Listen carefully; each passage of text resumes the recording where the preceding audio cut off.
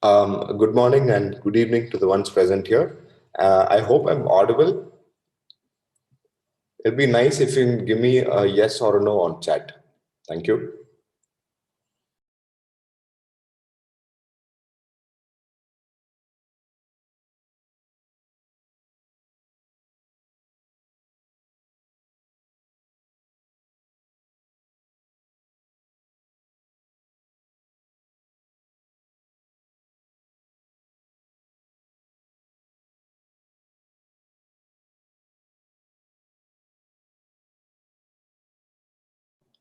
Thanks for the confirmation.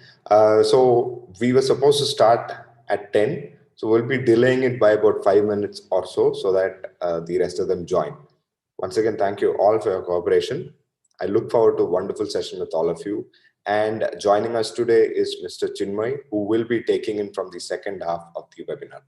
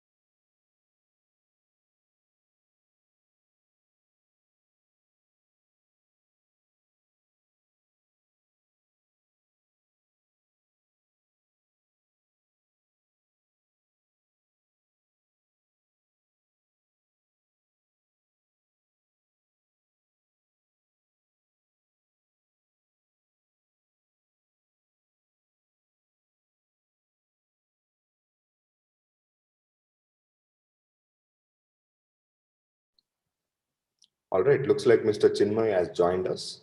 Mr. Chinmay, good evening. I hope I'm audible. You can give me a yes or a no.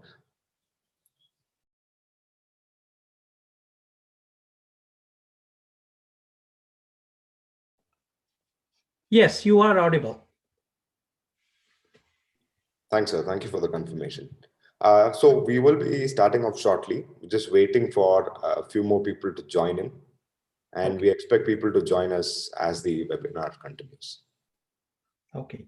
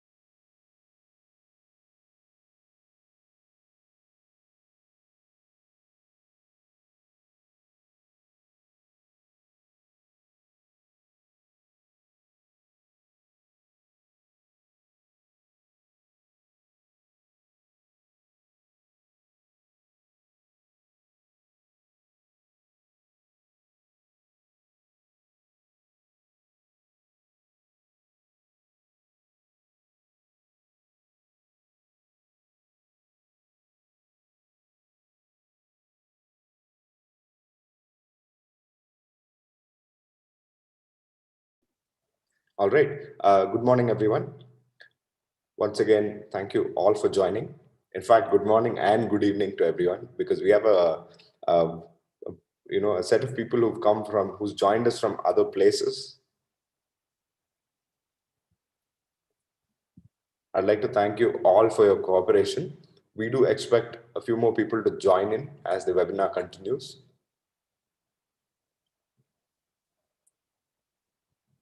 First of all, I would like to thank everyone for joining us for today's webinar organized by Web. I look forward to a wonderful session with all of you.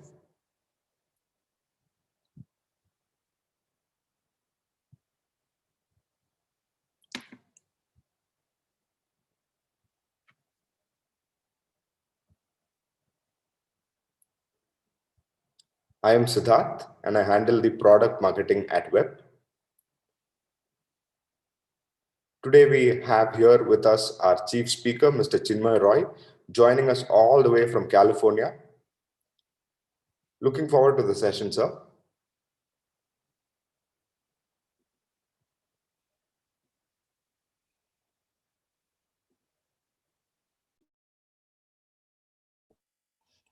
Yeah, good evening to all, and thank you very much for this opportunity, Siddharth.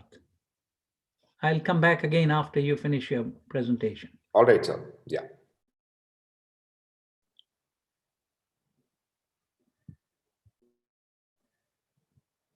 So before we head into today's topics, I'd like to give a very small introduction, a small briefing about the company and our product line. So Web is a 20-year-old company as of today. Web was initially known as Wipro ePeripherals, which was part of Wipro itself. In 2000, we became an independent entity.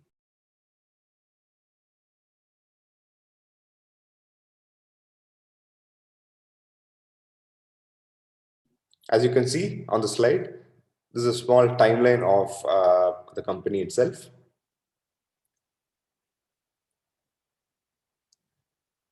Moving on to the next slide, I will talk about the solution offerings that we have. As you can see, we have multiple solution offerings in both enterprise and retail divisions. First off, being managed print services, we have digital transformation solutions, intelligent office automation solutions, and lastly, retail billing solutions. I'd like to give a really small briefing on all of these. So let me start off with retail billing solutions at the bottom. Web retail billing solutions, wherein we manufacture billing machines for retail stores and Kirana stores. And we have close to 2 lakh customers pan India. To give you a little more understanding on this part, what we do here is basically we manufacture billing machines for all these departmental stores, etc. And we have the traditional billing machines as well as slightly more advanced Wi-Fi based and Bluetooth based devices over there. So that is what we do with retail billing solutions. And moving on to the corporate side, we have web management services. The business here is such that we deal with printing hardware based on requirement, and you would be charged per print. Aside this, we also deal with full support and device management as well. This is what we do with web management services, and we are #1 in India on that part. Moving on to intelligent office automation solutions. Web Solutions offers the latest range of best-selling intelligent office automation solutions. Web is the authorized distributor alongside Ricoh Japan to sell Ricoh products in the country. Here we have a wide range of digital printing, office automation, and industrial solutions on offer. And lastly, we have digital transformation solutions, which we will talk about a little more brief.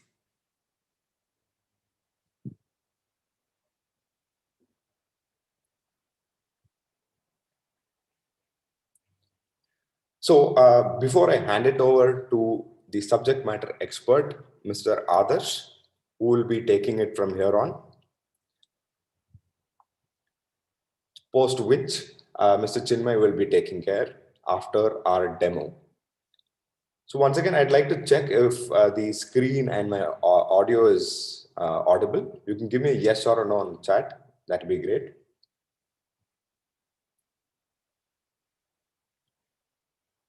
All right. Thank you for the swift confirmation. Wonderful. Wonderful. So, Mr. Adarsh, I hope I'm audible. You can take it forward from here on. Yeah, thank you, Siddharth. So, as Siddharth spoke about, Web Digital has the digital transformation offerings under which we have multiple solutions, namely two domains, that is GST domain and the document management solution domain. In the GST domain, since Web is a GSP, that is GST Suvidha provider or service provider appointed by GSTN.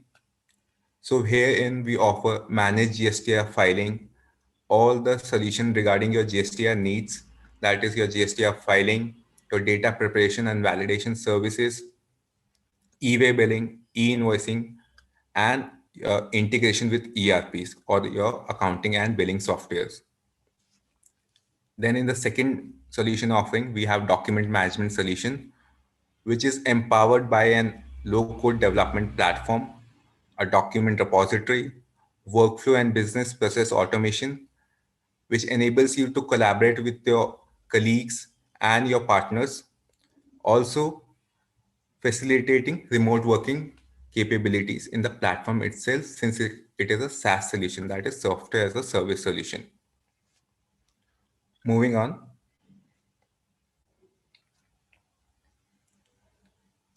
So Web DMS solution is a tailored and scalable solution for your business. How it is possible? It is possible using the low-code development platform on which it is built upon. A low-code development platform offers you to deliver your business application 50 times faster than the usual methods. Also, it has a document repository in place, which is tightly integrated with its workflow automation, which you can design, execute, and automate processes that have a manual application till now.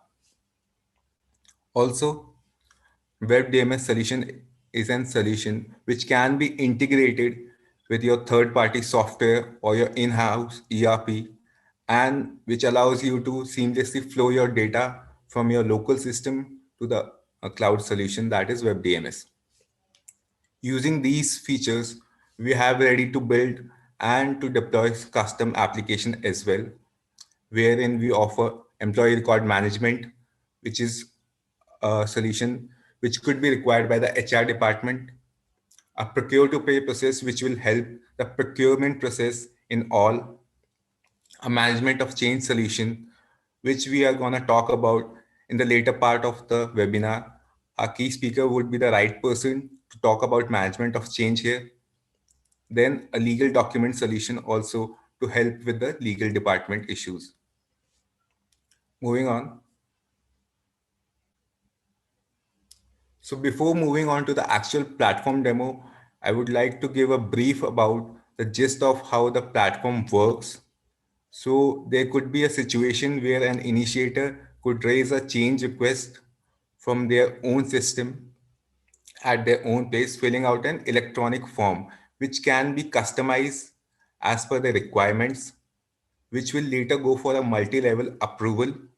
It could be a single approval or a parallel approval as well. The approver may ask for some documents regarding that particular MOC. It could be SOP documents, validation or training documents, sketches of that particular MOC, or the photos. If rejected or approved, it can go back to the initiator or to the next step for the next process to be initiated. Like the documents requested could be attached by the initiator or the respective stakeholders. Once that is done, it can go again for multi-level approvals, and then for processes like impact analysis or the storage of the documents in the web document repository itself. So once that is done, uh, an audit trail is also maintained, which is in compliance with the 21 CFR section 11, and the rest of the process I'll show on the platform demo itself.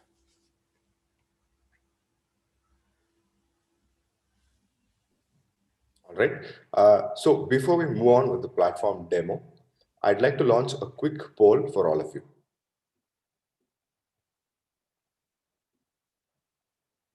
I hope all of you are seeing this on the screen. So do you have an MOC solution in place? Do you have a management of change solution in place? So I will leave this on for the next 1 minute before I take down the poll.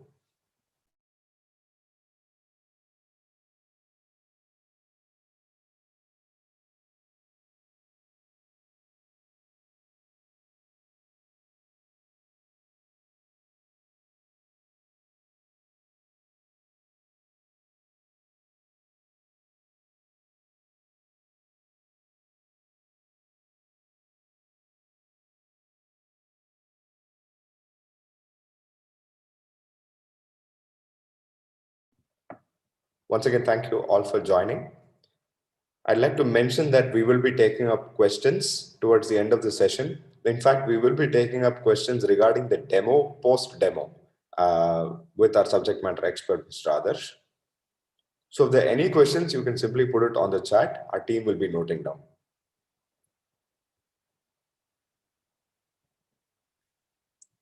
All right, I will be ending the poll right now.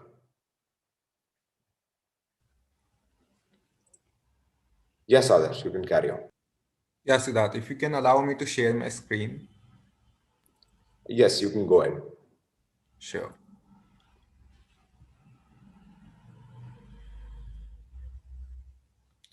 Yeah, just give me a confirmation once my screen is visible. Yes, I can see it. If the rest of them can give a quick yes or no, that'll be great so that we can move forward. All right, I think you're good to go, Adarsh. Okay, thank you. So yeah, as you can see on the screen, Web DMS or Web MOC application is a cloud-based solution. It's a software as a solution which can be accessed over the web. Once the initiator or the people who are using the application have their login credentials, they can use that to log in onto the platform. As soon as they log in, they land on a inbox page. So the inbox page and the MOC list are the two menus over the MOC application or the management of change application. The inbox is a page where all of the requests which is pending at their end, whether it is an approval rejection process or a review process, whichever is pending from my end will be visible in my inbox.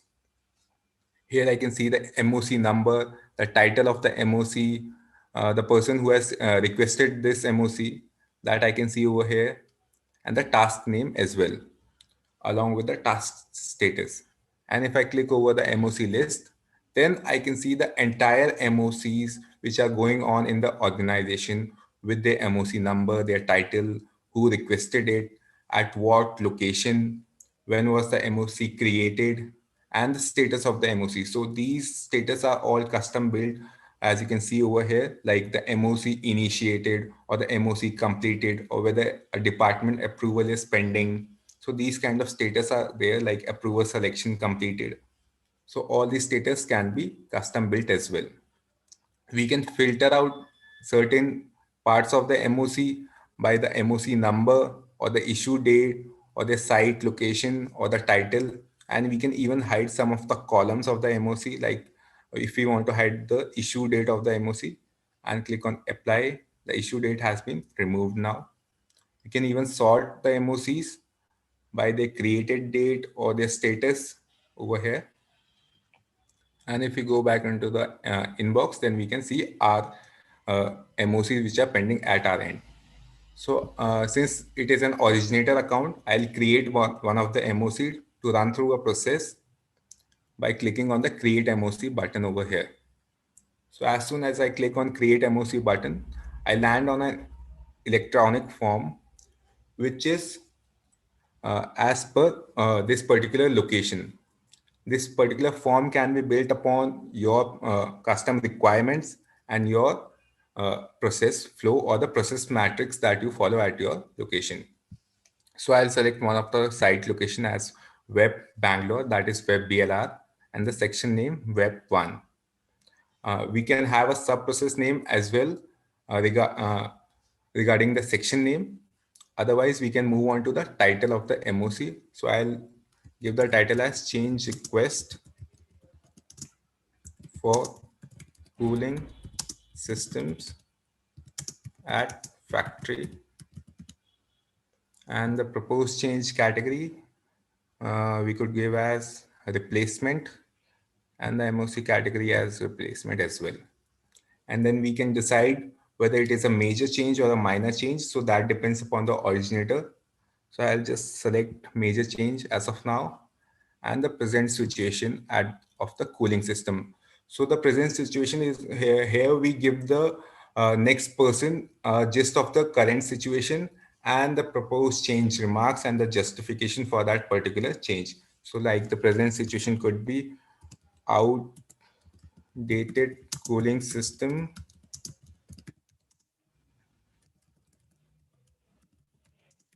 leading to higher power consumption.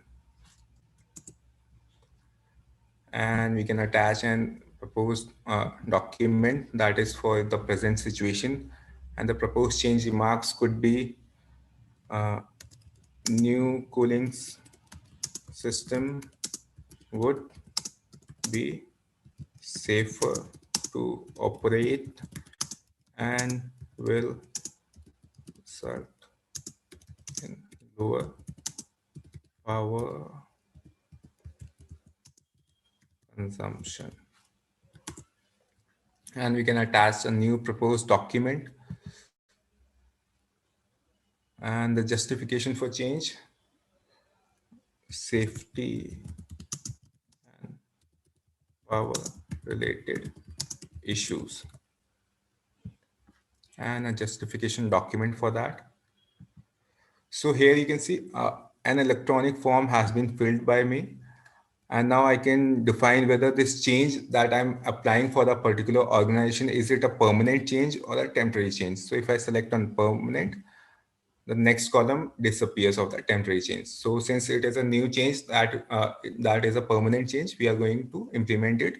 And now what would be the expected timeline of that particular change? Maybe I'll select 45 days.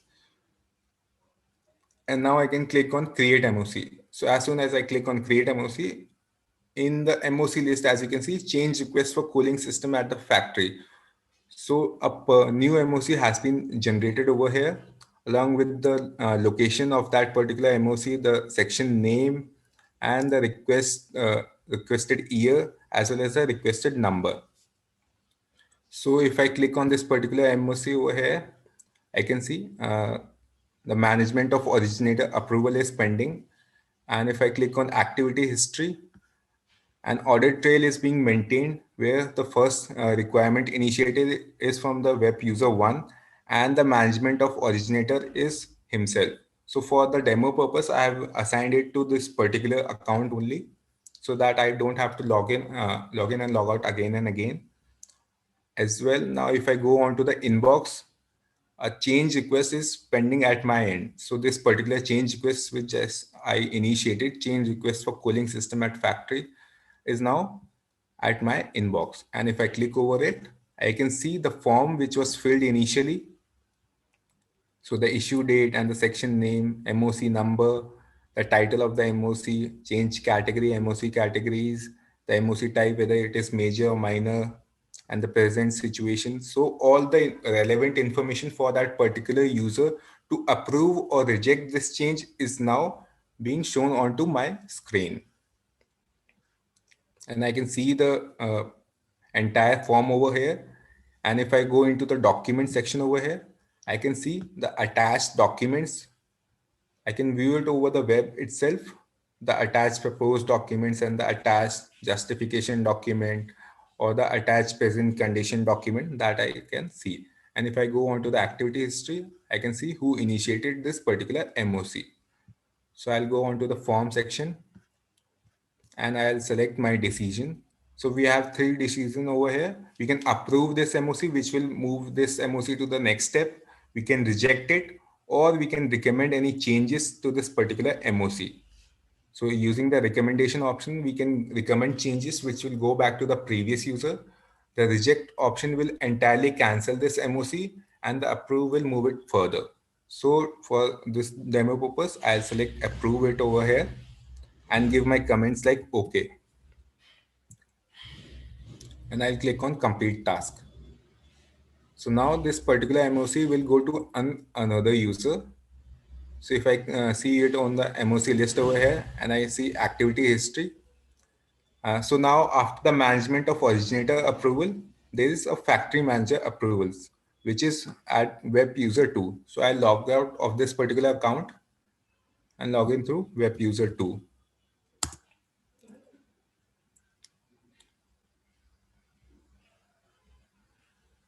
So here you can see in my particular inbox, web user 2, and the same request has been pending by the name of factory manager approval and rejection. So if I click over here, I can see a next form has been created in the name of factory manager approval. So if I click over the factory manager approval, I see the task which is pending at my end and what all the things that I need to mention it over in the particular MOC. So for this particular process, is hazard analysis required or not? So I have to give my decision as yes or no. So it may be yes for particular MOC, but for the demo purpose, I'll select no. Is a pre-startup safety required? We can say that yes. If I have selected any reason as no, then I have to give a justification for that. Maybe I'll give uh, demo change request. Is PNID required? We'll select as no. Communication to customer required? It may be required, it may not be required. So we'll select yes or no. Validation is required or not. So we'll select yes, validation would be required. And the factory manager decision. So I'll select approve and I can give okay as my comment and and now I can click over the complete task. So now this particular MOC has been cleared from my inbox. And if I click over MOC list, now I can check at what location or at what user it is pending at using the activity history. So now it has gone for quality assurance or MR approval or rejection. So this is also again for web user 1. So I'll log out of this particular account and log in through web user 1.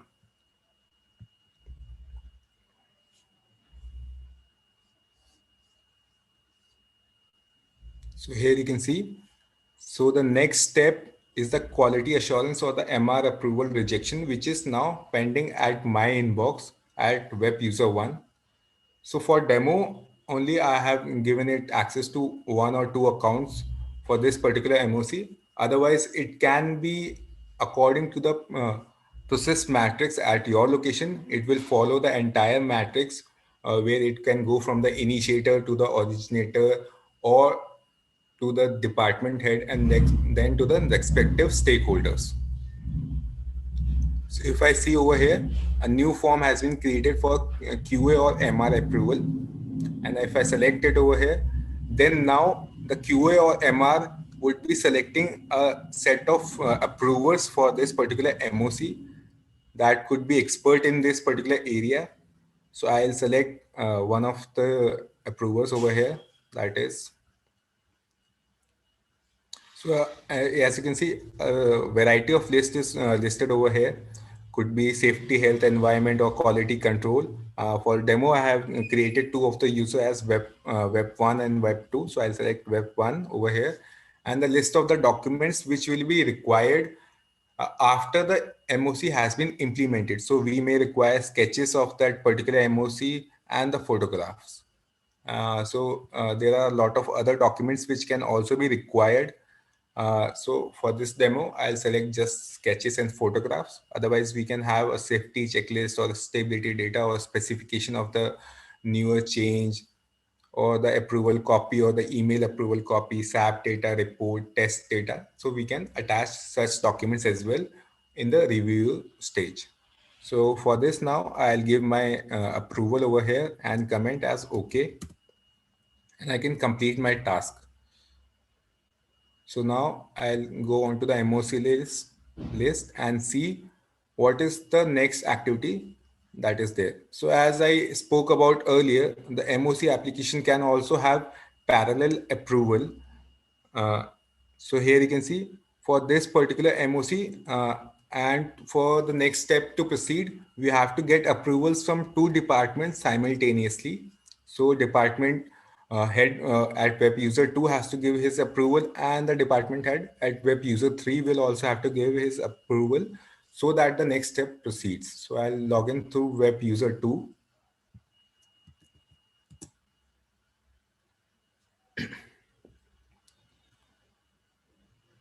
So here you can see the change request for cooling system at factory is pending at my end. And if I log in through web user 3 as well,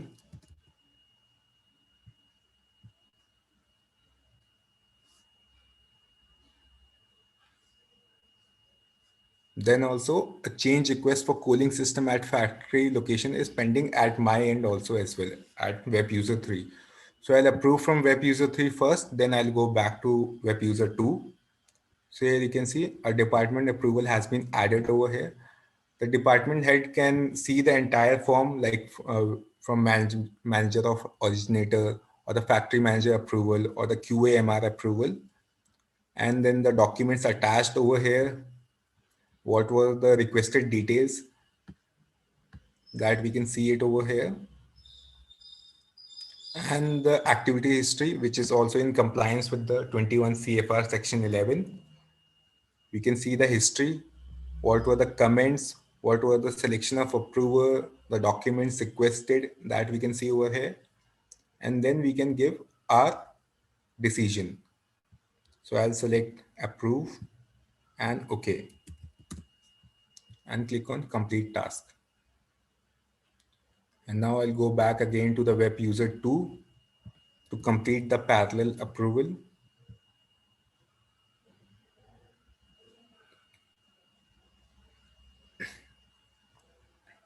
Yeah, so in my inbox, the change request for cooling system at factory is pending, and the department approval is pending. So I'll give my decision as approve and the comments as OK. So till now, the originator was fetching all the requested approvals.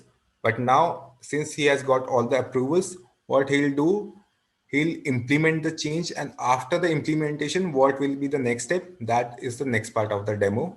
So if I go back into the MOC list over here and click on the requested MOC and click on activity history.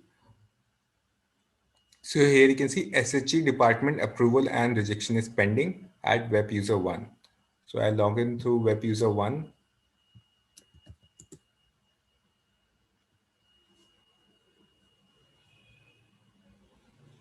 And a particular request is pending at my end.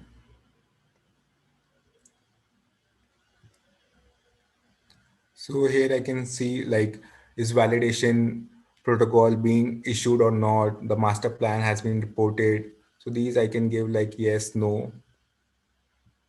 Yes, standard operating procedures in place. Yes. PHA document completed. Yes. Has the related drawing issued? Yes or no, that I can select. So this I'll select yes. Or even I can select no for the demo purpose.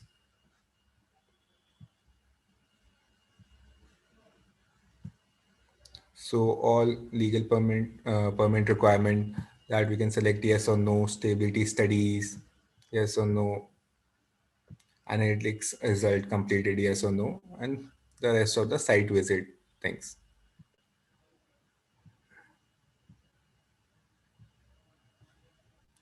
So, so to move the demo quickly, I'll just select no over here, and for the same over here, I'll attach some data.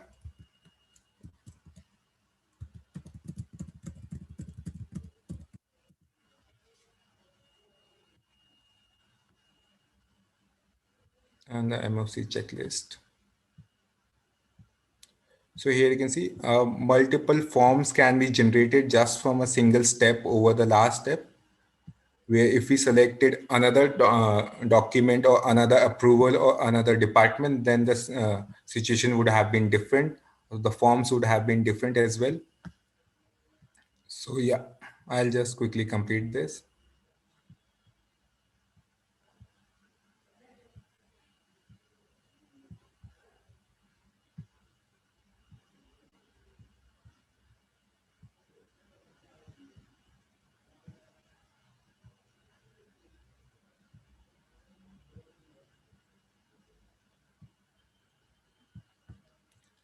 Okay, so also as Siddharth mentioned, if you have any doubt related so far for the demo purpose, since the demo is already about to complete, you can put it in the chat box. We will be happy to take it up.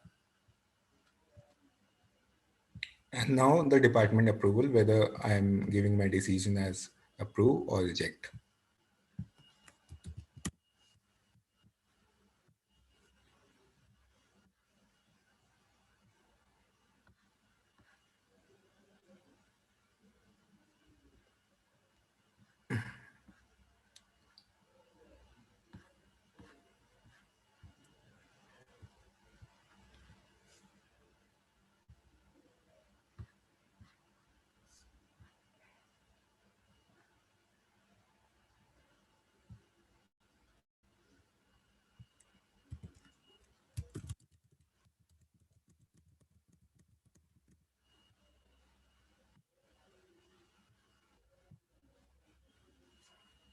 Yeah, so this particular MOC is now moved to the next step. I'll check it over the activity history and it has been completed. So if I select all the tasks and I'll refresh it, then I get to see what's the next step. So the next step is the document upload step. So this step comes after the change has been implemented at your location. So I'll just select like web user one and go into the inbox, and I'll upload the requested document over here. That were the sketches and the photographs. So I'll select the sketch over here and the photograph over here of that requested change and the implementation. So I'll just complete my task. And now the next step would be,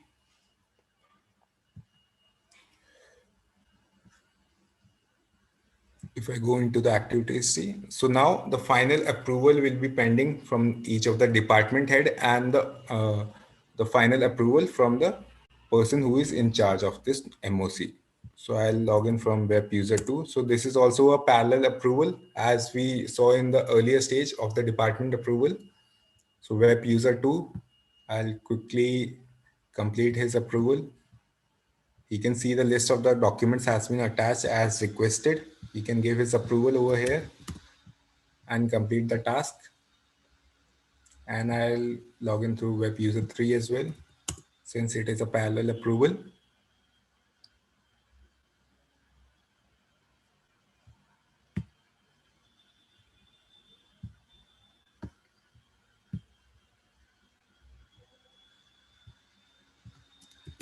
Yeah. So now the last step remains when the last user has to give his final approval. So that is web user 1.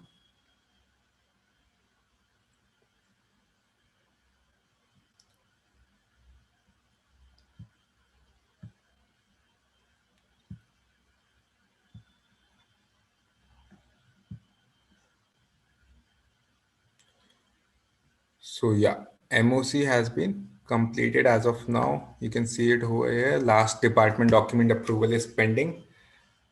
So not to extend this demo further, the rest of the step remains the same, where we can see the MOC initiated or the completed MOC. Like if I go on to the activities over here, this is the final approval. This is how it will look after the MOC has been completed. A print option is also available to take a printout of the entire process that has been followed till now for later auditing purpose as well. So I'll hand it over back to Siddharth now, who can take up the next questions if we have regarding the demo. Otherwise, we can move on to the next part of the webinar. All right. Thank you, Adarsh. Thank you for the demo. Sure. I will be sharing my screen back. I hope all of you are seeing this. Once again, thank you all for your cooperation, and thank you, Adarsh, once again for the demo. So we have a few questions, but I think we can take this up towards the end of the session, if that's okay with you, Adarsh, Sure. because I would quickly like to pass this to Mr. Chinmay, who's been waiting for us. Sure. Dear all, I hope that's okay. We have taken down your queries, and we will continue to take down your queries. We will take it up towards the end of the session, so please hang in there with us.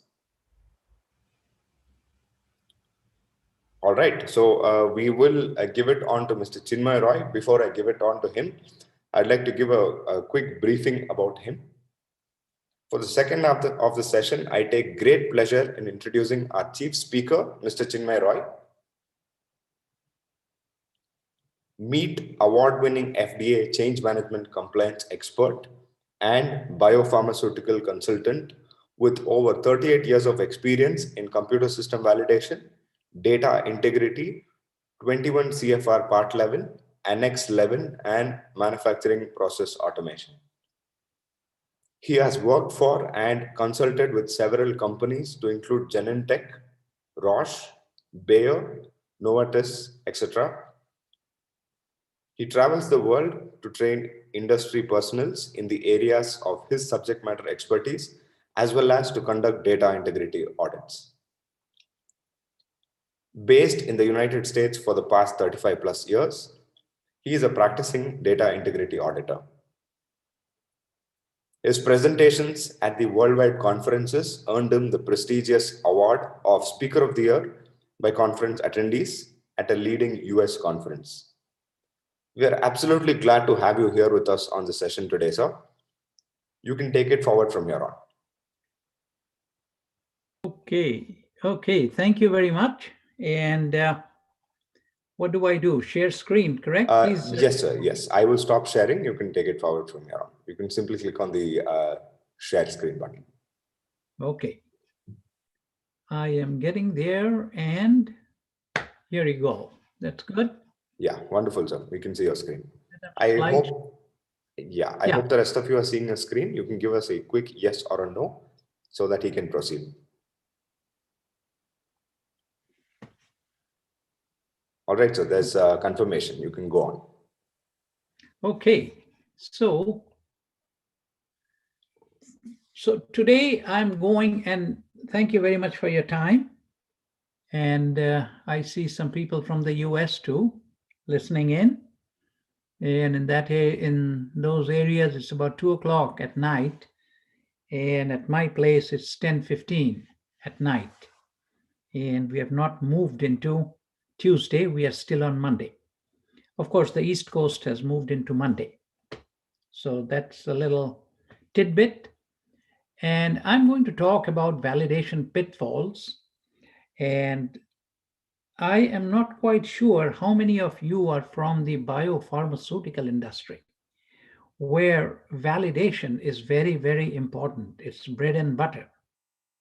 Okay, I see some from textiles and others, and I'm not very familiar with the regulations in those industries. But in the biopharmaceutical, validation is a bread and butter item. Data integrity is correct, but what is validation? The regulators, the US FDA regulates the biopharmaceutical company, and they have defined validation as documented evidence that the system, which is computer system, documented evidence that the system consistently performs as specified. So when you buy a computer system, you buy it for a purpose, which is solve your business problem, maybe automated control of your manufacturing process, automated control of your business process, right? So there are specifications which are spelled out in the user requirement in the URS, and the auditor would be asking you a question like, how do you know that the system is doing what you want it to do? So your answer to them is, sir, madam, we have documented the testing of this system. Okay, that's what validation is. Testing plus documentation together is validation.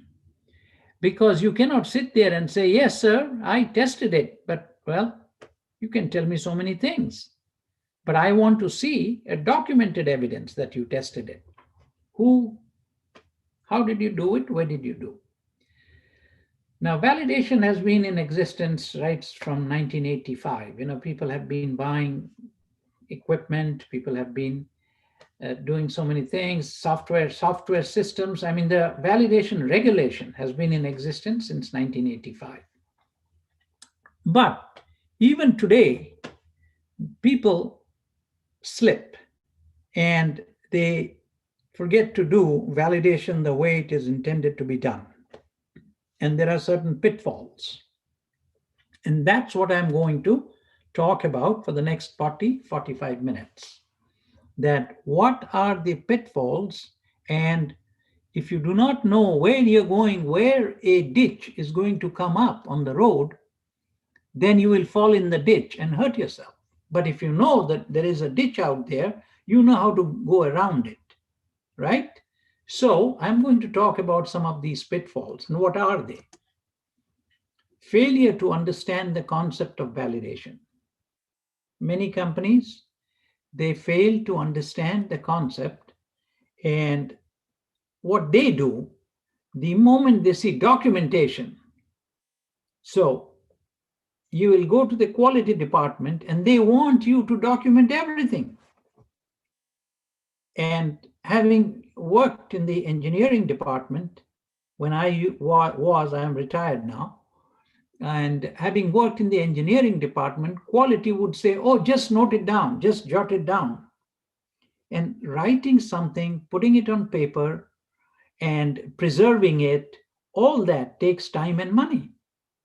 So we will get later on to what's called risk assessment, but I just want to mention it right now.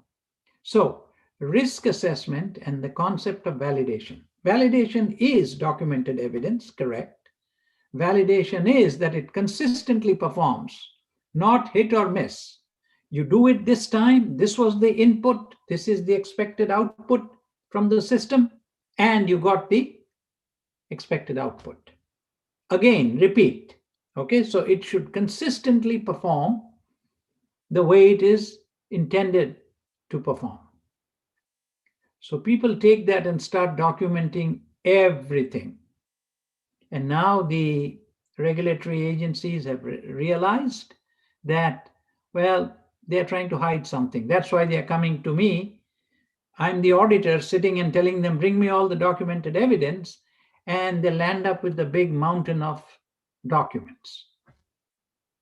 And then nowadays, auditors have become smart. Many of them have computer backgrounds, and they immediately realize, boy, these people, when they come like that with a mountain of document, they don't know what they are doing. So their approach is better safe than sorry. So they bring everything. If you know, I have a background. I was born and raised in India. It's called the Hanuman bringing the whole mountain. Okay? The Hanuman, the monkey or Hanuman or whatever, I'm doing it a little bit also for the Western audience. And he was sent to pick out a specific plant from the mountain for his Lord. And what the monkey did was, I don't know, I think what the story goes, he forgot or something. So he lifted the whole mountain and brought it to the Lord and said, pick your plant. And that's how validation was being handled in front of the auditors. They brought everything. And the auditors say, wait a second, I need you to understand what you are doing. So please understand the validation. Validation is a process-centric activity. Just you saw that in change management. They showed you how change management is also a process-centric. It goes from this person to the next person, to the next person, and everywhere it is going, it is being documented in the background, where it is going, on which date it was approved. That's what they call audit trail. So validation is also a process-centric activity. Documents go from one person's desk to the next for approval and all that. And people think that validation is developing a good URS, validation is doing some good testing, robust, and record it. That's what they think, but it is not sufficient anymore to say this is what validation is. So you have to look at all the associated elements that impact the process outcome. Successful validation, right? That's the process outcome. Your validation has been successful. What are the elements that determine a successful process called validation? So what are those elements? So understand the life cycle of a system. Okay, you have an implement phase. You go and buy a computer, a desktop. So you'll have three phases: implement, operate, that's when you use it, and finally, when you are done using it, you retired the system.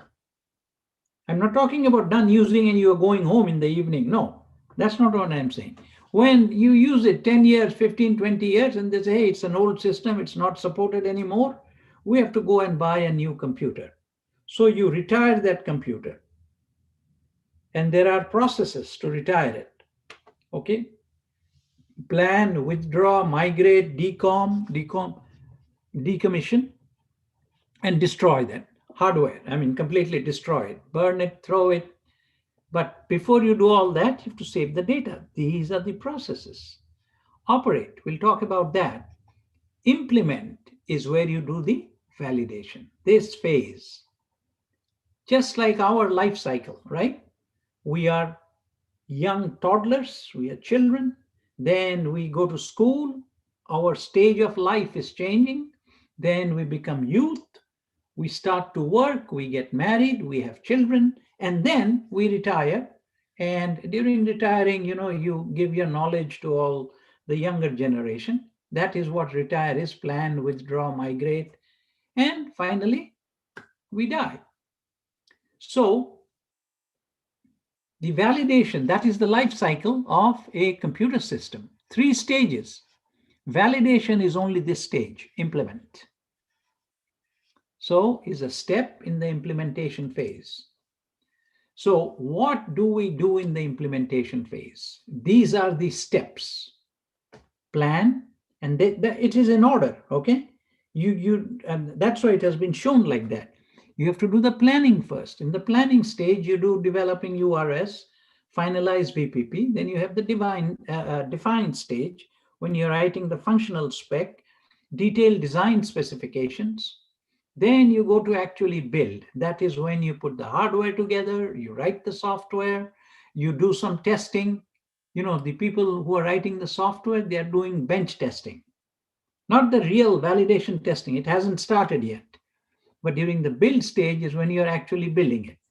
And finally, you have your coders and developers have tested it. Software has been developed. They feel comfortable.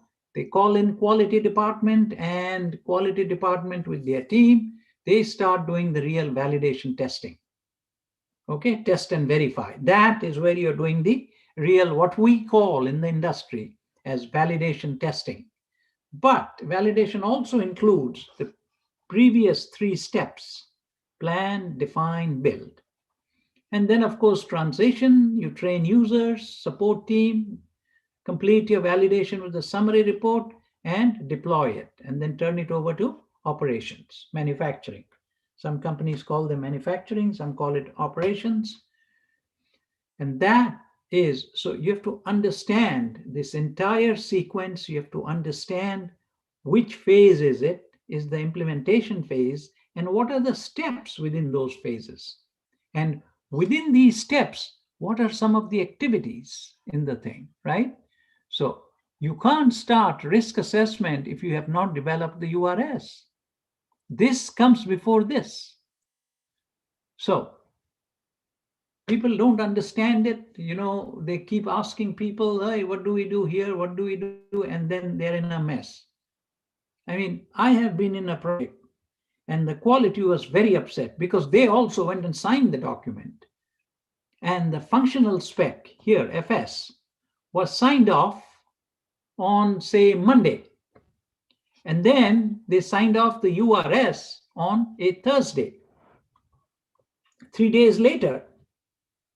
And it was a big, I was part of the engineering team. I was lead, and they were saying, how could this happen? Why was it sent to our department for our final signature? Why wasn't the date checked by the project team? That's a violation of validation. So you have to understand, which is which. What do you have to do? If you don't, then that's the pitfall. Then it becomes an incident report. You have to write why it was happened and what you did to correct it. That documentation is needed. Okay, don't misunderstand about documentation. An incident has taken place where somebody approved the functional spec before the URS. The auditors will say, how did you know this is the function without even knowing what the user needs? So have the URS first, then you have the functional spec. This is how it needs to function. Now, if something else functional was approved before, it is an incident. You have to document it. That is must needed, or a document that is essential to be done. Don't say, oh, we don't need to document that. That you need, definitely. So that is very important. So so please understand and do this. Now, number 2, failure to define CSV governance and management document. Does your company have governance document? Does it have CSV? CSV is computer systems validation. Computer systems validation governance document. And you are wondering, some of you possibly, what is he talking about? What is he talking about governance? What is he talking about management? Yes, if you do not know, and if your team lead has not trained you and has before you start joining the validation team, you need to be trained on these documents, what they contain, because they define how you do validation. So what are the governance documents? Here, some of the validation governance documents: the quality manual, quality policy, quality standard, SOPs, okay? Some of the SOPs, change control, there you go. Change management, okay, there's a subtle difference. Training SOP, document management SOP, I mean, the demo showed also, document management. Vendor management SOP, okay? VMP is validation master plan. How you in general validate any system, not just computer system, but you validate cleaning. You know, there are many types of validation. Just not, but I'm talking about computer systems validation. So the people coming on the validation team, they need to be trained on these things of the company. What is your quality manual? Can I read some of them? And I'm not, I don't have the time to explain the contents of each. But this, no matter what validation project you are working on, validation project of a computer system 1, or you're validating a computer system which is labeled as computer system number 3, project number 3. They all follow this. These are the general governance document. Okay, so this is one single for the whole company, and then they take these and tailor it to their own projects if needed. But as you see, vendor management, document, everything is management. Personnel training, training management, change control. There's a subtle difference between change control, change management. Okay, change management is before an incident takes place. You are controlling, not controlling, but you are keeping track of the change. who is making it, why it is being made. Change control is after an incident takes place, you have to fix it, but you have to do it in a very controlled manner, not haphazard. You go and do this, you go and no, no. There is a documentation to understand, to flow. That's the change control. The thing has already happened. It's in the incident has taken place, which is out of spec. So that is, and then backup and recovery. So these are all procedures. These are all management related, access security, and these are all SOPs. These are governance documents. Now, the other one is, roles and responsibilities. It's a very, very critical thing for validation to succeed. If we do not know the roles and responsibilities, this is called a RACI chart. For example, look at URS. Inform, project manager. Why should the project manager know the URS details? Project manager, he or she, whoever it is just informed the URS is being developed, the URS has been approved, or it is going to be delayed, because he or she is looking after the budget and the timeline. So now these were all defined. I'm not saying you take this and you start your project. No, this is an example. So this is being shown. Who is responsible? R is for review. Okay. A for approval. Who approves it? So have a RACI chart like this. Show it to the auditor. They'll be very impressed. Roles and responsibilities. Everybody, even you go to a soccer game. I know in India it's called football. And everybody has a role. Everybody has a position. There is a very coordinated play, right? And the same thing when you do validation. Everybody needs, everybody meaning not persons, as you see the departments. Testers, developers, system architect, SQA, technical lead, all these. These are the departments and these are the deliverables. So support plan, who is accountable? Accountable is the main guy, technical solution owner. That's the person. So if you go through this chart, please build a chart. Now, will this always be fixed? Absolutely not. Things change when the project is being done. Don't you change your, when you're driving a car, don't you change, you give a correction. Oh, the car is going off into the ditch. You correct it. But aren't you going to monitor where the car is going? Definitely, you have to monitor it. Same thing over here. At any point in time, everybody needs to know the roles and responsibilities.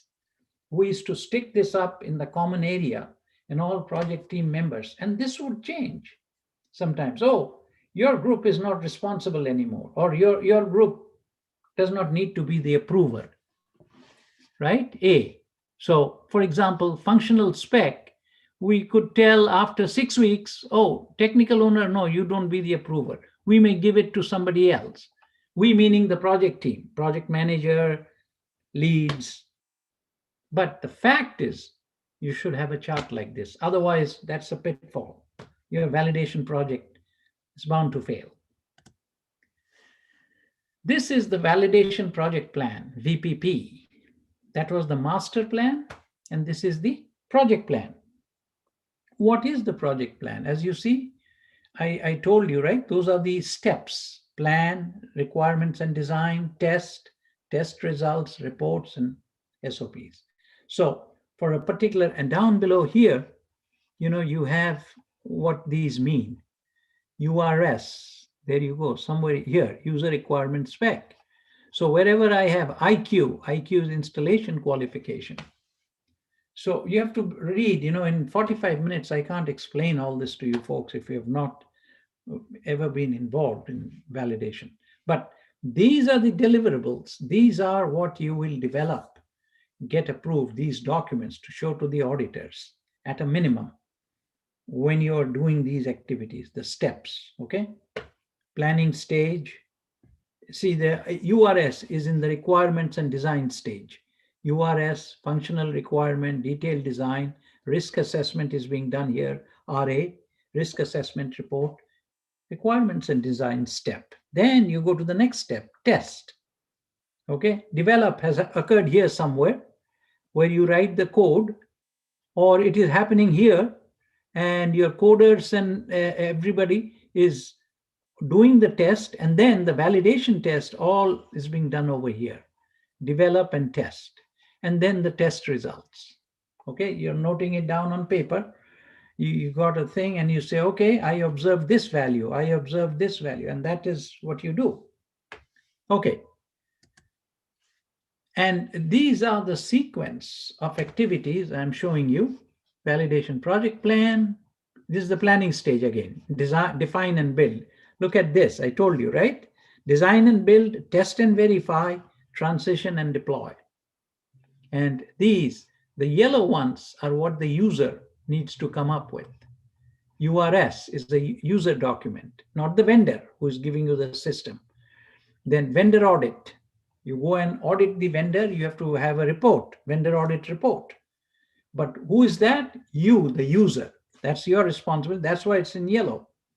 The blue ones are the ones that the vendor has to come up with, these documents. Software design specification, functional requirement spec. The question is, this is taken from a very large project. If you have a smaller project, you don't have to go through all these. You just pick and choose and put it in your validation project plan. That, okay, we are not going to have a vendor QP, okay? And you give a reason in the project plan, 1 sentence, 2 sentences. So, but in a very large project, which takes almost 3 years for a big DCS PLC system, we go through all these stages, okay? It goes like this. Comes down. SAT is site acceptance testing, trace matrix, okay, process validation, and operate. So it is going like this. So this is another slide to show you the different activities and responsibilities. The yellow is the user, blue is the vendor. Operate and maintain. Okay, backup and restore, change management. We talked about that. Calibration, change management occurs, right? Incident has taken place. I think this should be change control, not management. I'll have to change it later. So this is when the plant is operating. You have brought in a computer system, you have written code, you have validated it, you have turned it over to manufacturing or to operations, and they are using the system. So during audit trail review, incident management, change management, something suddenly needs to be changed. You need to add something, whatever.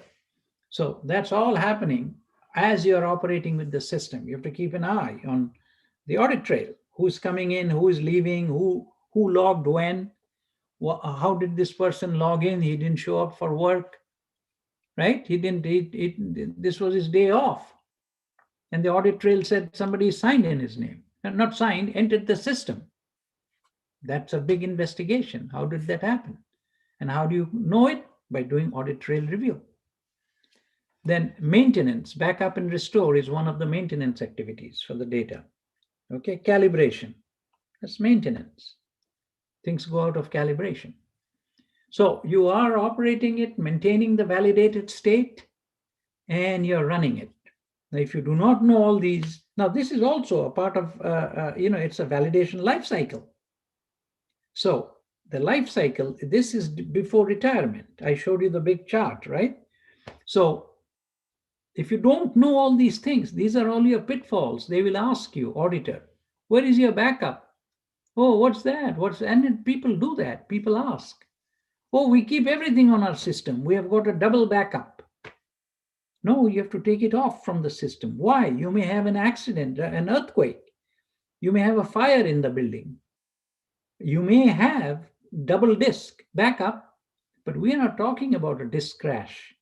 We're talking about the roof falls in that room, or there is a fire and it consumes 5-6 buildings. That's why we say backup and restore. Take it off site and store it somewhere. See, if you don't understand all these things, it's a pitfall for you. You're not succeeded in validating it fully. Failure to create an effective supplier management program. Now, I don't know, many of you may have heard about the topic of CSA, I call it computer systems assurance. Some call it computer software assurance. But CSA is looking more and more into these things. And that's the trend today. People are moving away from CSV and moving into CSA. And in the CSA, they say, this vendor audit is something that you must do. Why? Because you go to a vendor, this is the company that will supply us the computer. Okay, have an audit. Now, do you have to go there to site? It depends on you. You have to make that call. You can also do a postal audit, but you have to understand your supplier. You have to look at their quality processes and procedures and see how much there is a match with your quality procedure in your company. And then decide the testing they have done does not have to be repeated at our site because they have very good and identical quality control in their company. So we can take all their testing they have done. We don't have to retest at our plant.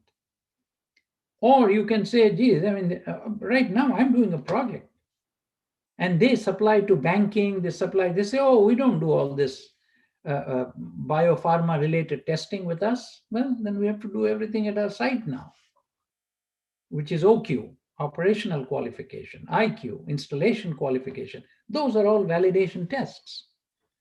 So there are companies that say, no, we haven't validated this. We supply to stock exchange, we supply here, and we supply to food industry.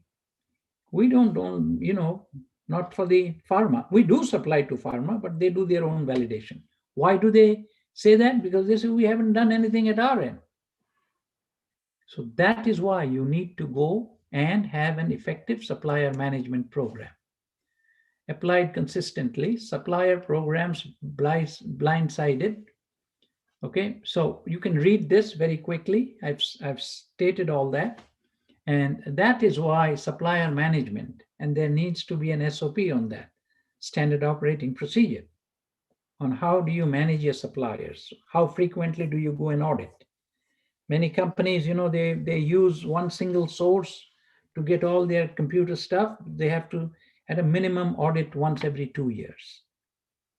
And then if it's a new supplier, definitely you have to audit it before even buying anything from them. So all these things you have to look at, and it's all captured in the SOP. And the auditors will ask. This is very important now. Okay? The thing is improper or inadequate risk assessment. So the word is inadequate. Many companies do risk assessment, but it is not quite adequate. Very quickly, callously, they all come together. Oh, this is not critical. This is this is, and they say, no, this is not a risk. This is why. The auditor knows that companies use risk assessment to reduce their validation without consideration that what is the danger to the patient. You have to look at a feature and critically examine how not testing this would impact your patient safety. So the risk assessment, that is why they do it improperly, they do it inadequately. I was part, and this is done as a team, okay? You bring people from all disciplines, and I was part as a consultant, but I was just part of a team that did risk assessment. It was done in 3 hours. I don't remember now. It was a medical device. And then in the end, I still remember, because they were all laughing and joking. Come on, put, low risk in this. And I was a consultant. I didn't feel very comfortable. They told me to sit in there and, work with the team. So I asked, hey, what are your critical process parameters? What are your critical quality attributes? They took it out. It was defined in the URS. And I said, okay, now that we have done all the scoring, show me the critical process parameters in this URS. and they looked at it, they say, oh, item number 10, this requirement is the critical process parameter in it. I said, okay, so why did you people say low? Because they are not kept that. Why you people say, oh, everybody scored and everybody's saying low, low, that is low. But then in the URS, that is a critical. So there is something wrong here. So that is why, improper. You have to go and check. You have to look at all these things.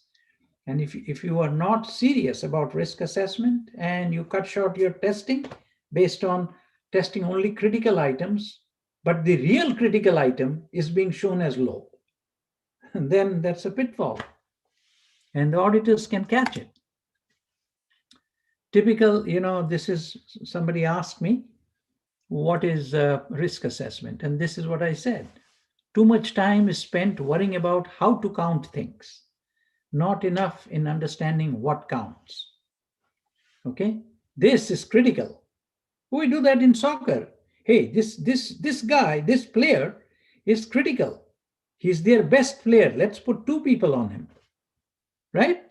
Best player, he could get the ball into our goal. The whole world likes him. So let's put 2 people. Same thing you're doing in risk assessment. Oh, this is a critical item. Oh, you make sure you write a good test to test this feature. And if this test fails, of course, you're going to do an investigation, why it failed. You're going to come up with a solution to do retesting and all that good stuff. And when all this is happening, all the departments are involved in approving, particularly quality. Now, if one requirement is not all that critical, if you have identified a requirement that is not all that critical, yeah, you do not need to bring in all the departments in to fix if it fails during a test. You can say subject matter expert and engineering, just fix it. Have documented evidence, but fix it. Don't bother, quality and others all coming in. No, this is not. But if it's a critical process parameter which has been identified as critical, or it's a critical quality attribute which has been identified as critical, if that test fails, all of us should be involved because that is what counts for patient safety. Okay, that's so in the olden days, this was the man on the left fighting fires. And, the FDA got to know, okay, look at the man. He's saying, validate everything. I know nothing. So better safe than sorry. Go and test everything in the system. Now the FDA has said, no, now we know why you do that, because you don't know what you're doing. You have to understand your process. You have to understand your controls, how your control system should work to make sure that your process is within the set points. It does not deviate too far out. And look at the new guy on the right, probably this fireman's son. Look at even his dress has changed. He's very casual, but very good thinker. Validate critical items, use risk assessment.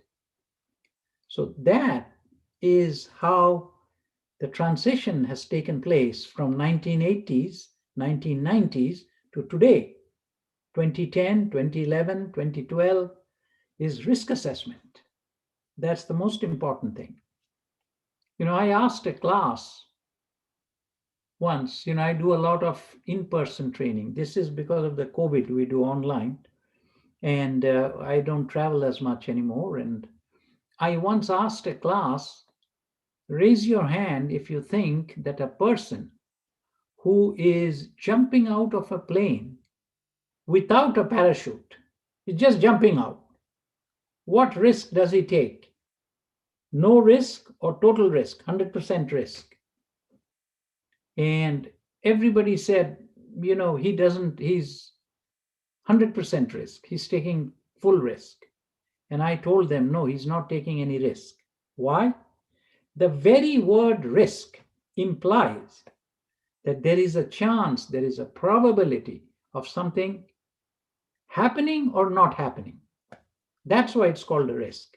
If your outcome is certain and sure, then that person is not taking any risk. So this guy who is jumping out of an airplane without a parachute, he knows he's not taking any, he's destined to die. So he's not taking any risk. Okay, so there has to be an element of probability in risk assessment, risk management. So just understand the concept of risk, and you will understand more if you go to a real in-depth 2-day risk assessment training. But the important thing I want to show today in this talk, that is a pitfall if you don't understand fully the concepts of risk, if you don't understand fully how your process operates, what are the factors that control the process to produce a quality product. Oh, you have to control pressure to plus minus 2%. You have to control temperature to plus minus 5%. So you have to understand everything and then start your testing. Oh, I have written software to do all this. Okay, start testing the software and see if it is being controlled within that range. And if it is not, then your software has some problem. Fix it. Do something, whatever. Do an investigation. And that's what validation is all about. Improper risk. Again, I'm going to just, I've talked about all this. Look at the fourth bullet. Inadequate skills. That is what happened in the meeting I was a part of. Everybody, and the person who is the facilitator, he or she, whoever it was having fun. Oh, come on, put this. Nobody asking any questions, seriousness, nothing. The facilitator who is actually doing, he or she should be telling the crowd, hey guys, slow down here. Be serious. Let's ask these questions. Let's see, raise your hand. It was not happening. That's why improper risk assessments. And that's why your risk assessment fails. Okay? So, lack of management commitment. Sometimes managers, when I used to work for Genentech and went on to one project, and one of the manager came in and says, guys, you'll be spending 4 or 5 hours doing risk assessment. That is what the facilitator tells me. It may even get extended to another 2-3 hours. Oh, you could have done so many things instead of sitting here and just discussing and doing risk assessment. See, lack of management commitment. That is his approach. And the other people are thinking, who report to him, he's their boss. And he's saying, you could have, instead of just sitting and talking and doing all that stuff, you could have gone out and, done things with your own hands. And so that's lack of management commitment. Anyway, so data integrity pitfalls. Okay, I will race a little bit here. So attributable, DI pitfalls with paper-based. Okay, so you look at the change management demo. It can be everything that was shown there. Several years ago, I used to do it on paper. Then we replaced it with electronic. Okay, that change management just was what was demoed to you. And it was a nightmare on the paper side. And what happens is there are missing approval signatures. Some places, you have in an electronic system, it will not allow you to go to the next page if you have not put a signature, electronic signature on the page, right? So they're all inbuilt data integrity issues. So missing initial and date for post-entry changes. Initials and dates, they're all forced by electronic systems and change management. If you don't put a change, this happened to me 3 hours ago. I forgot to put my telephone number on a form that I was filling in the screen. And I said, submit. It was for a credit card, and I said, submit. And it says, oh, you forgot to put the date. And it was sitting in that field with a note, enter date. There you go. The system will force you But in a paper world, you could have said, okay, sir, it's done. Here is the paper. I'm leaving it on your desk. I'm going home tonight. You check it, and then tomorrow we'll talk again. So, data integrity issue. Not so in an electronic system. Legible, you know that. Electronic system, you can read. Sometimes you just do a pick box, right? 4 or 5 squares, and you do a checkbox, and you know what the checkbox means. In a paper world, well, everybody has tried to read. All of us know, right? Doctor's handwriting. Only the compounder or the person who fills your, your tablets, he or she is the only one that can read the doctor's handwriting. I mean, I remember when I was young, how did you know it was this medicine? It just shows a straight line to me. He's saying, oh, that is our way of talking with the doctor. We know what the doctor means, which medicine. So, legible, not so in the electronic world. Contemporaneous. You can write it on a piece of paper in the paper world, come and fill the actual paper form later on. That's not allowed. If you use an electronic system like the one they showed you in change management, it will immediately, you have to make an entry directly in there with the date and time. It'll tell you. Hey, he came and wrote afterwards. He brought it on a piece of paper because he was out in the field at 10 in the morning, but the date and time of entry in the computer is at noon. So question is, I did an audit and I got one of them. Who did this? When did you do? And I said, well, but at 10 o'clock you were out in the yard like that, right? Yes. And then, we found out he had written a piece he had not entered it in the iPad. He saw some error in the field. When he was reading a meter, he saw some error. So he noted it on a piece of paper. He came back, told his manager. Manager said something, and then he sat at the computer and entered it. It was not contemporaneous. Same thing with original, single strikeout.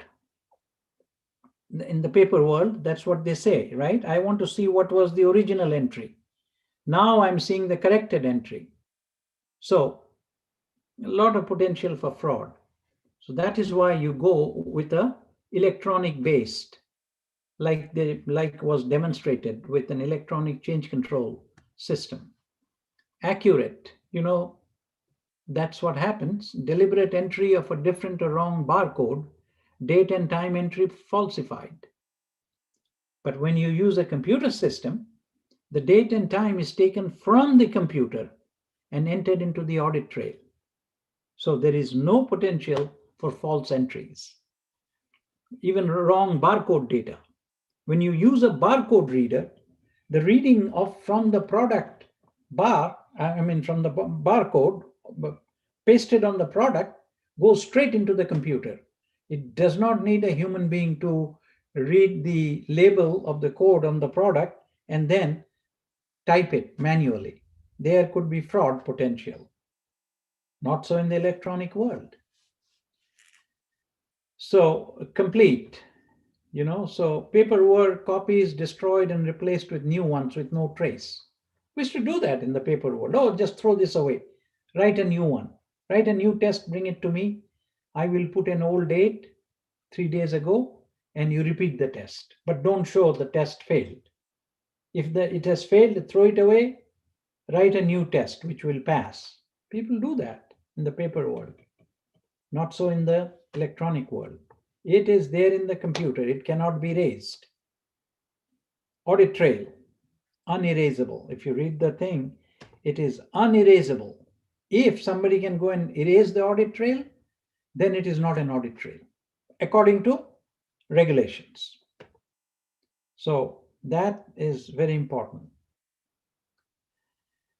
Anyway, I will quickly, I'm nearing the end. So unnecessary documentation, I'll go through it very quickly. This is the last pitfall for now, that auditors, doing things to please auditors only. Okay. These are the things. I had a discussion with an FDA inspector, and these are the things he was saying. And he said that is what they have found. That is why the new regulations are coming out. Doing things to please auditors only, They are creating new bureaucracies by producing so much of paper, lack of adequate understanding of systems function. They're focusing just on producing a lot of paper, no focus on critical thinking. And they, as a result, they say, oh, don't change anything, don't bring anything new into the plant. So there is no innovation. Because what are they saying? This validation has been so difficult. We are having to produce so much of paper, and now you are coming and making changes, and we have to go through the process all over again. So don't touch, don't change. The FDA does not like that. They want you to keep changing as more and more innovation is coming. Okay, so validation is being done to satisfy auditors. Validation should be done to satisfy the science. As the science keeps changing, coronavirus, was it there 2 years ago in 2018? No. It came in 2019, right? Or 2020, I think. So, and then the science changed. So your computer system has to change. Your control system has to change to manufacture a new vaccine. So keep ahead with the science, change your things, and don't try to resist a change, but always manage the change. People resist the change. Hey, don't touch, don't do anything, don't change, let's not change. And I tell people, aren't you blinking every second, 20 seconds? Change is a fact of life, it is a part of nature. You're blinking, right? Every human being blinks. What is a blink? It's a change. Your eyelid was in one place and next second it's down. Your eyelids are closed. You blink. So that's what I tell. You're breathing. Your chest is going up and down and up and down. It's a part of nature. But you manage the change. Don't resist the change. And science also keeps changing every day. So accordingly, you have to validate. Oh, this is the change. So this is the change in my requirement. Let me test it again. Oh, so it meets what I did to handle that change is correct. My computer code changed.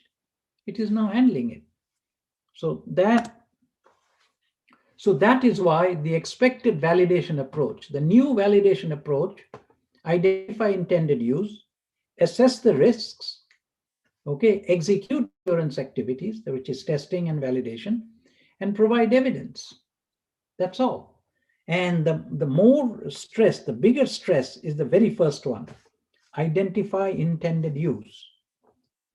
You will be surprised during my audit when I ask, why did you buy this computer system?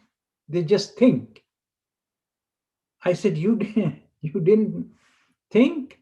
I said, I can ask your son who is in 8th grade, and he will tell me, oh, dad bought a new computer so that I can play games. But you're using a computer in your business here to manufacture a drug, and you don't know what the intended use of it is. Oh, it is in the URS. That's a good answer. But people just sit down and think, why did they buy this? For what? So FDA is saying, no, identify intended use. Then you do the risks. And then, depending on the risks, you test only the critical items and document it. That's all they're asking. That's about it. I tried to cut it a little, 5 minutes above time. And if there are questions, I'll be very happy to. If you are running out of time, you can send it in to WEP and they can forward it to me and I'll respond. Wonderful, sir. Wonderful. It was a really wonderful session. There are actually a few inputs. So I will just mention it to you. It actually came on chat. So if you feel like you've already covered it, you can ignore them. Hope that's okay with you, sir. Yes, yes. Yeah. So there's one question from Damyanti. Please shine some light on risk assessment. It will be helpful if you can show an example of risk assessment and the do's and don'ts. So I believe if you've covered this, you can ignore this, sir. I did cover, but I don't have an example right this minute. And the example would be what is called, the result of the risk assessment, RPN, number. And it's a little bit, that's why I said, the answer to your question, you have to go for an extensive session of risk assessment to look at it. It's called risk priority number. Okay, so frequency of occurrence, probability of occurrence, and detectability and all that. So I have a big Excel spreadsheet, but that, even to explain one line of that sheet, one row, would take me 10 minutes. So Got it, sir. Got it. okay. All right. There's another input. Could you please explain the conceptual difference between CSV and CSA from the regulatory perspective? Again, if you've answered this, then it's totally fine. Yeah, that's a very good question. But in short, I would say lesser documentation, more thinking, critical thinking to identify critical items. When I say critical, it is critical to patient safety and product quality. Okay, once you do all these things, that is what the CSA approach is. More critical thinking, more leveraging of testing from vendor. You don't have to repeat it at site once you bring it in. And these are the three main big differences between CSV and now, many of them will tell you that these are already there in the regulations, and I fully agree with them. They are already there in the existing regulation. What the FDA, there is a certain group in the FDA, they are out telling the industry, you people are not using what we have told you to use. For example, risk assessment, you don't use it. There is the ICH-Q9 guidance from the FDA, risk assessment. And but industry is not using it. They don't even do risk assessment. They say validate all. So that is, otherwise, I would say the stress is there more onto critical thinking, risk assessment, and less documentation, only required documentation. Okay, that's the big one. Okay. All right. Dr. Archana, I hope that answers your question.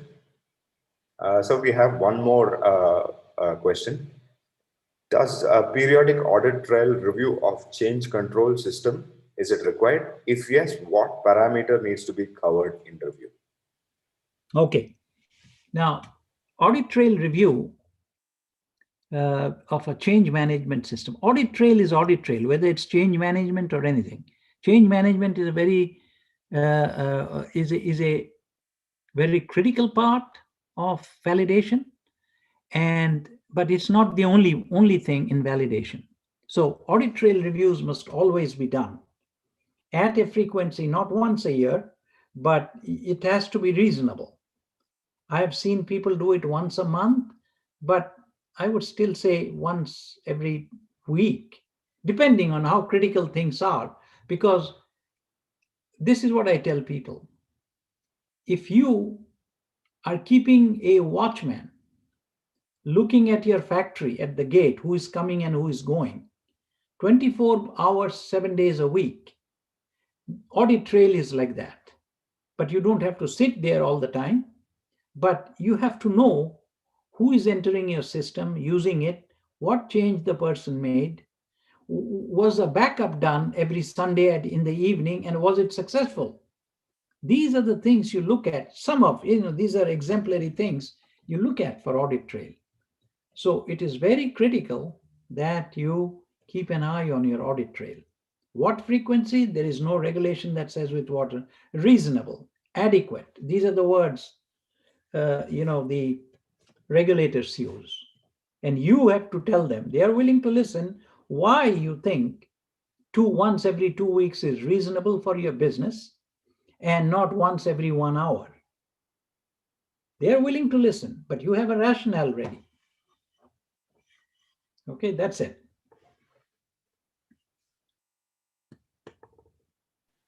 All right. Yes, sir. Sorry, I cut you off. You can go ahead. It's fine. I'm done answering the question. Yeah. All right. Mr. Nitin, I hope that answers your question. Sir, I think we can wait for another 5 minutes if that's okay with you.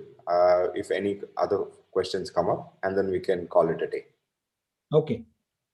Dear team, in the meantime, I'm going to launch a quick poll for all of you.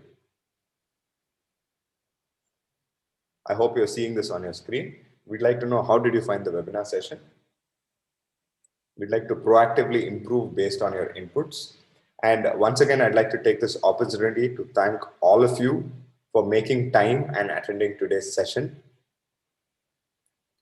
Like Mr. Chinmoy had mentioned, if there are any further questions for Mr. Chinmoy, I would definitely uh, connect you with Mr. Chinmoy on the questions. So he will be able to take up these questions on one-on-one basis over mail. Yeah, anytime, please. I'm also on LinkedIn, and you can connect and ask, or you can come through WEP. It's fine.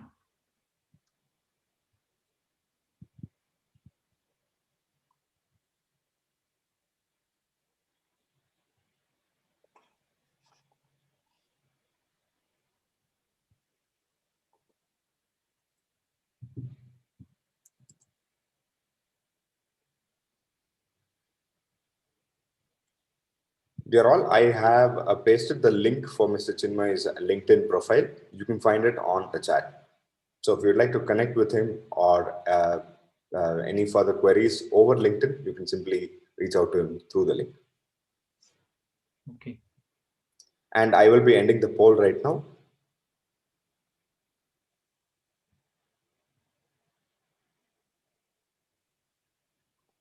Okay. Mr. Chinmay, there's actually one question from Damayanti. I'm not sure if this is relevant for you, but I'll anyway mention it. In case of SAP ERP, what should be the frequency of revalidation? Revalidation. Yeah. Yeah, SAP ERP is a very high level system in manufacturing, but also very critical.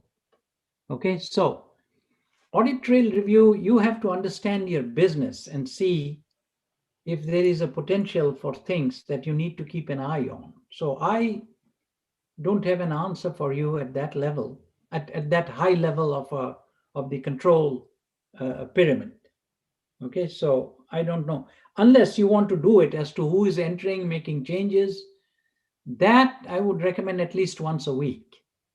Who has entered the system, meaning, which user has logged in. You suddenly see a name that you don't quite get, or a user has logged in at 2 o'clock at night, and you suddenly see, hey, who's this? Then you know, if you can identify from the username, and that's what auditors do, right? They identify 2 o'clock at night who was here. And sometimes it may be somebody came over the internet and broke into your computer system. So that also is very important. So depending, that's how I would do it.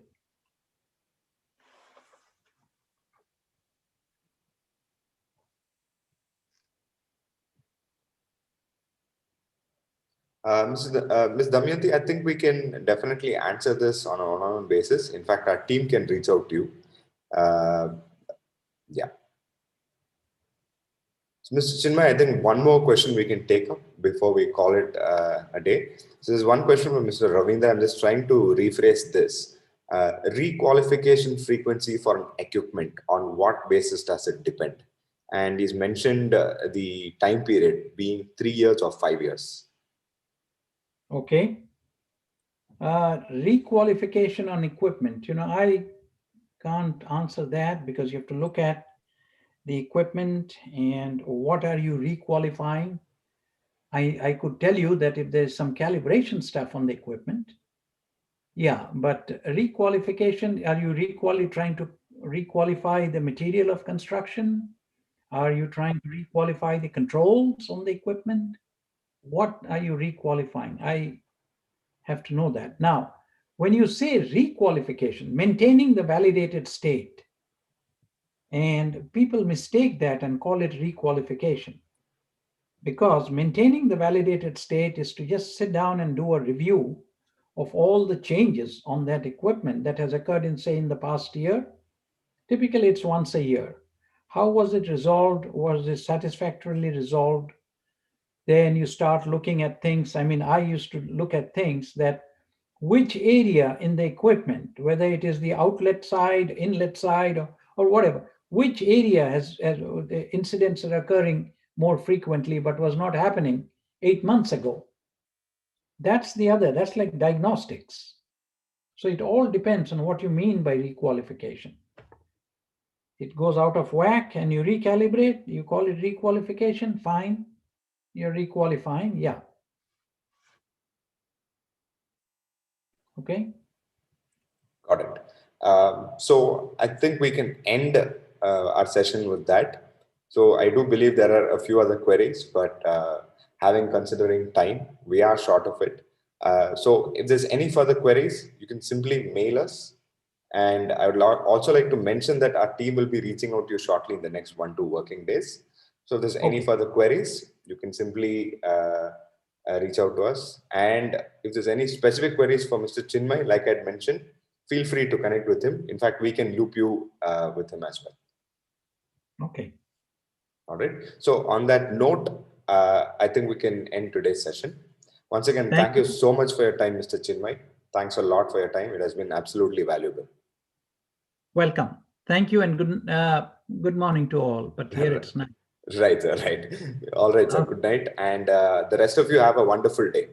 Thank you. Okay. Bye-bye.